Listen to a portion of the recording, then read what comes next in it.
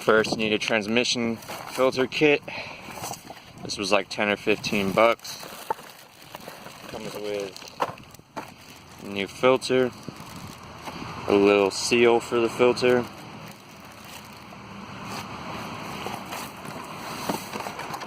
and a gasket, a rubber gasket for the transmission pan.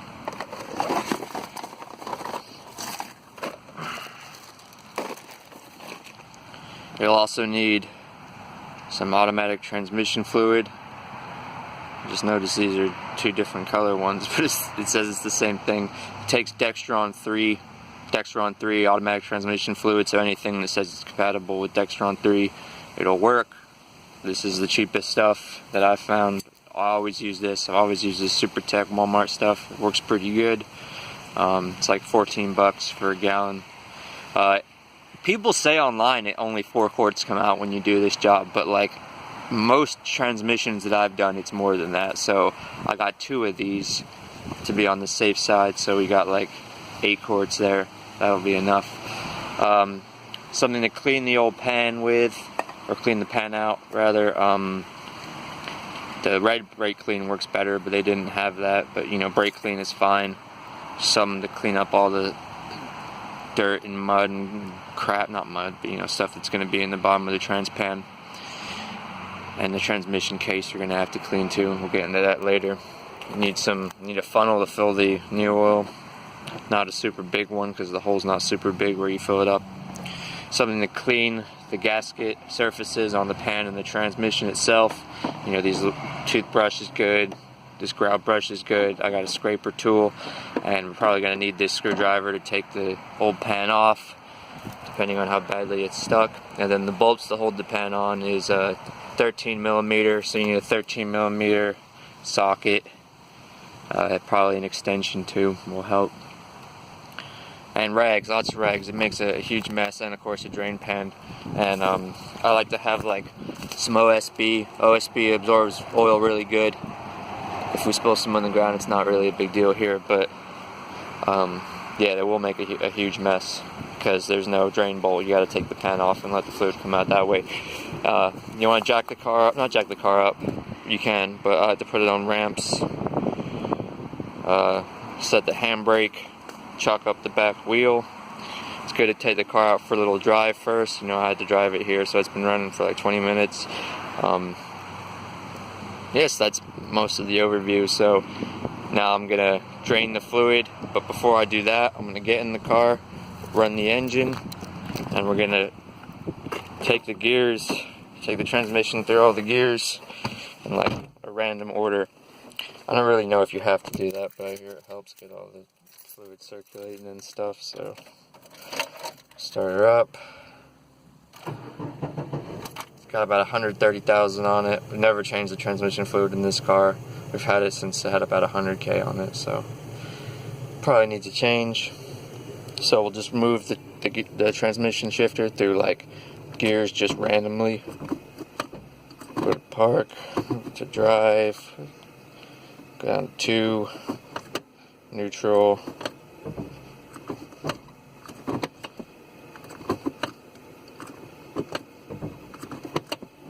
Something like that. You can shut her off, and then we'll let her sit like maybe 5 minutes for all the oil to drain back down into the pan. Yeah, I try to do this service like maybe every 50,000 miles. Like I said, I've never done it on this car, so it probably needs a change. Alright, so next we're going to turn our attention down here to the transmission. Alright, so basically when you come under here, you've got 2 oil pans. You've got the engine oil pan, which is this one, the one that's on the passenger side, and sort of behind it, but also more to the driver's side, is the transmission pan. I'll turn that around, you can see what it says. Metric Hydromatic. Something, division of GMC. Yeah, so that's the transmission pan. What we're going to do is take the 13 mil socket and loosen off all the bolts around the perimeter of it that hold it on. There's no drain pan on these, so that sucks. So once you start loosening the bolts, it's going to start just spilling out. You know, we're gonna put the drain pan under it, obviously, and if you leave the front, like the forward bolts on till last, you kind of, hopefully it'll just start draining from the back, which is what you want, but in my experience it just comes out of just the whole thing everywhere. It makes a huge mess. So we'll get it in the pan, and what we don't get in the pan we'll get on the OSB, and that'll be fine. So yeah, I'm going to go ahead, loosen off that pan, get the fluid draining, and the next step we're going to clean up the pan. Alright, the transmission pan is off. It does make a huge mess, as I said. I think I got most of it in the drain pan, but still a lot of it spilled on the OSB, but none on the ground, so that's good. But yeah, so it's like maybe 13 volts, something like that. This right here is the transmission filter, which we're going to remove next. The way this comes out is, it's not held in really by anything except for the transmission pan. So it plugs in right here, and you basically pull it down from there, and there's that little seal guy in there, which our new filter came with. Now I've done this a couple times on these General Motors front-wheel drive transmissions, and one time I was a little aggressive with this, and I broke it right here, and I had to fish the plastic pieces out of here, which took forever and was a mega pain in the ass. So don't go too crazy on this. It should come out pretty easy. You can twist it back and forth as you pull down, but like, yeah, don't pull it too hard. And this seal in here, it may come out or it may not. If it doesn't come out, we'll just go ahead and reuse it. You know, if it's stuck in there or whatever, there's no harm in doing that, because I have had these be a mega pain in the butt to try to remove this seal. I don't remember if it was this transmission or the 4-speed one, or which one, or if this is going to be different, I'm not sure. But anyway, we're just going to try and pull this filter out, and then the next thing we're going to focus on is cleaning up this gasket surface. I already started removing some of the gasket off of here, but this, you know, I think this is the original gasket. It looks like it to me. So I'm going to, you know, scrape all that down with my scraper, clean it off with brake clean, and then the next step is going to be putting the new filter in. I'll show you that next. Well, I got the filter out. That was actually really easy. I just twisted it a little bit and pulled down, came out like nothing. And then the gasket came out, not the gasket, the gasket for the filter came out like nothing too. So I'll be replacing that also. I've been just cleaning up the pan. I use my my scraper tool, this guy right here, to get all of the old gasket off. Some of it was stuck on there pretty good, but you know, not too bad. And when you're down here, you can take this as an opportunity to look at the inside of the trans. This looks really good. If the trans is, you know, not in the best shape, you'll have a bunch of just dirty black like residue all inside here, and the same within the pan. But this actually looks pretty good. So what I'm going to do now is I'm going to take the brake clean and spray a little brake clean on my toothbrush, and then just work my way around the whole mating surface in the transmission to get it like as clean as possible. And then we're gonna go out to then we'll put the filter in next. I'll show you that. Alright, so now I'm about to install the new filter. Make sure you got the hole cleaned up really good, as best you can. First we're gonna install the gasket, which goes up in this orientation into there. Go ahead and put a little transmission fluid on here. Just a little bit of the old fluid. Helps it seal better, I guess. Just push into there, no problem. Make sure you got it in there square and all the way.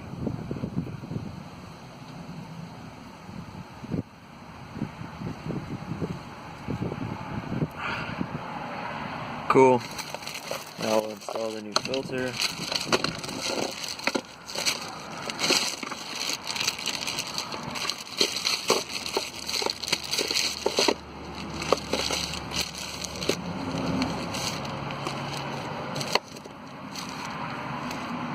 Trying to remember how this went.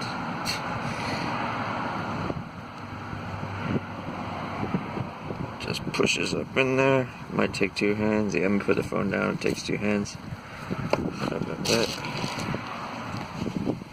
Okay, the new transmission filter's in. It just slides up into that hole pretty easy.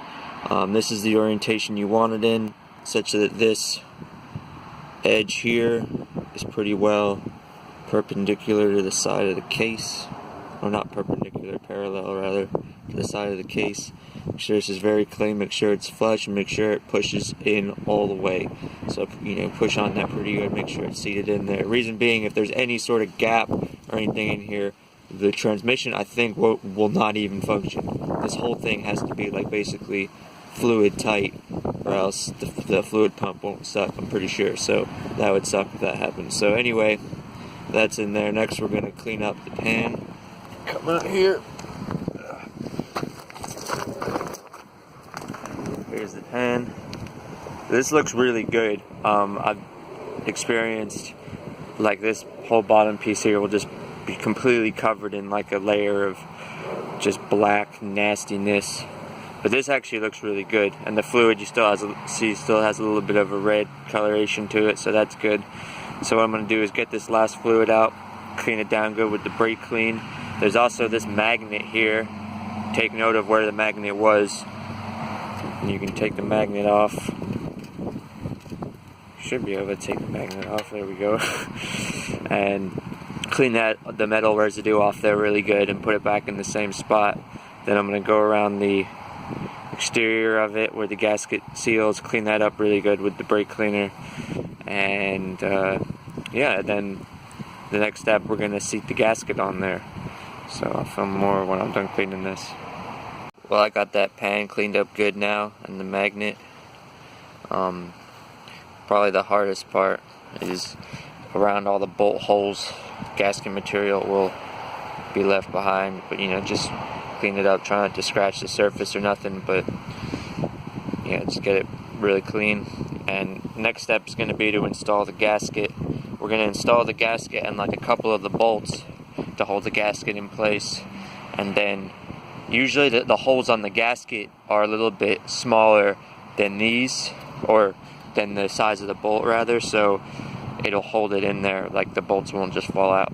But so I'm gonna put the gasket on, put a couple bolts through. I like to put transmission fluid on the gasket. Some people like to use RTV. With these rubber type gaskets, they usually hold good. I mean, this thing I put a rubber type transmission gasket on like 5 years ago. It's not leaking, so I like to do that. But just put transmission fluid on both sides of the gasket, give it a little bit better seal.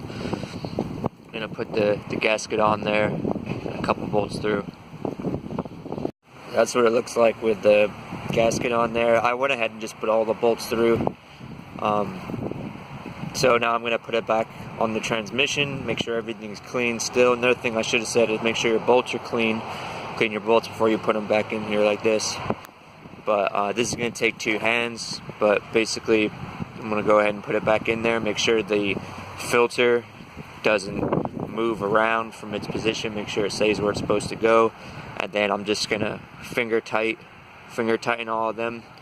And then I'll go back in and torque them up. But you want to, even when you're finger tightening, go in a crisscross pattern. So like that one, then that one, then that one, then that one, then like crisscross, you know what I'm saying, and do it in like a couple of stages so the gasket seats good. So yes, I'm gonna go ahead and put this pan back on and tighten her up. Okay, transmission pan's back on. You do it in a crisscross pattern like I said. Tighten them in a couple stages. Don't have to be that tight. Because you're just squishing that rubber gasket, so it really doesn't have to be that tight at all. So anyway, that's back on there, no problem. So let's get it up from under here.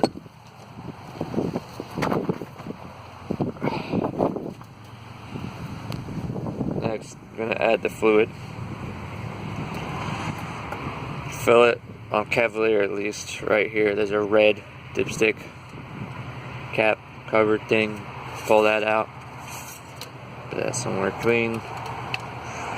And then I'm going to go ahead and clean that funnel off, put the funnel right in there.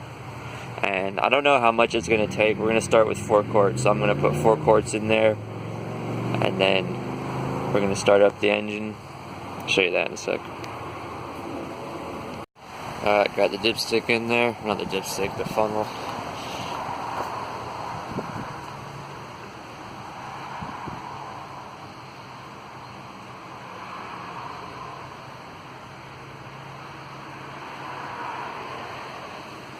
You get the idea, so I'll put 4 quarts in. Well, I took the car out for a little drive. At this point, I've added about 5 quarts, and the level is pretty much perfect. Go ahead and show you. Kind of hard to do this with one hand.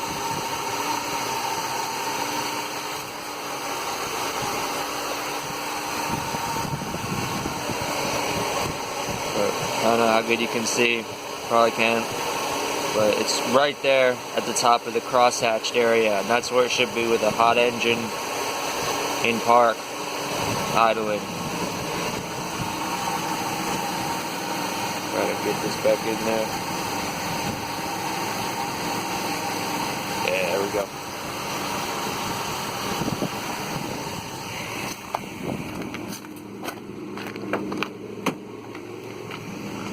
Shut her off, and that about does it. So that is how you do your transmission fluid and filter on a 3T40 or a turbo 125 transmission. Make sure you dispose of your fluid properly. We got a big oil drum thing for used oil down there, so I'm gonna dump it in that.